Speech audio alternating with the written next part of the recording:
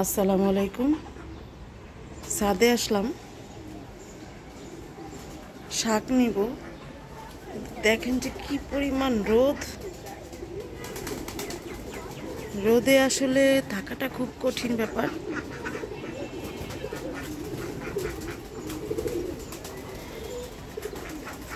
একদম কটকটা রোদ, জল জল করতেছে একদম। তার মধ্যে আমি শাক নিব।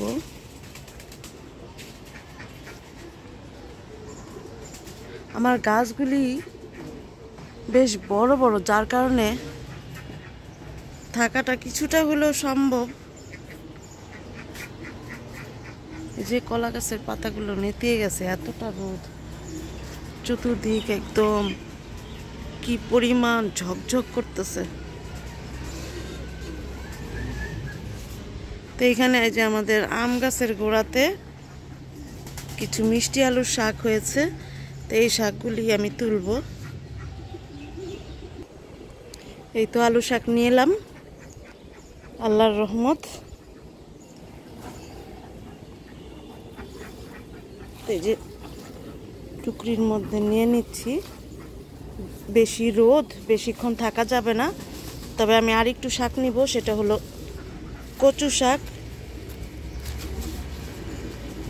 লতিরাজ কচুটা নিব। তো চলেন যাই। এই যে আমার এখানে লতি গাছ, কিন্তু ওই পাশ দিয়ে যেতে হবে। এখান দিয়ে এই যে লতিরাজ কচুগুলো বেশ বড় হয়েছে মাশাআল্লাহ। তা আমি কিছু শাক কাটবো আজকে। লতিও বের হচ্ছে।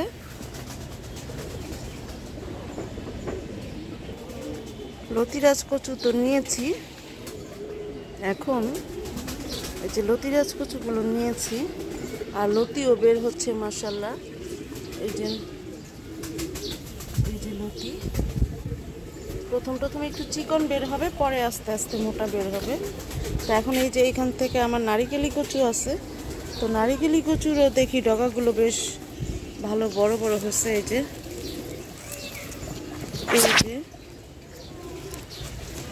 এই যে ডগাগুলি। তো এখান থেকেও কিছু ডগা নিব। আসসালামু আলাইকুম। আমার ছাদ বাগানে ভালোই জামরুল হচ্ছে মাশাআল্লাহ, লাল টুকটুকে।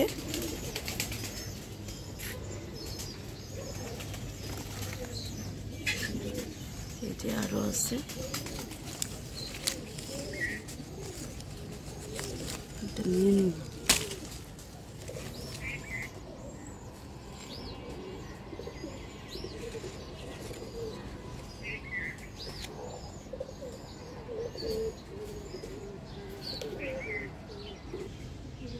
মাশাআল্লাহ আরো হচ্ছে।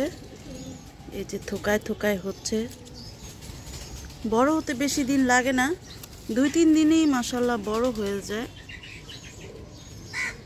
লালও হয়ে যায় একদম টুকটুকে। তো প্রচুর কলি আছে,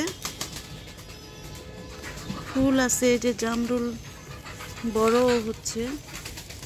এই যে দেখতে কিন্তু খুবই সুন্দর লাগে মাশাআল্লাহ।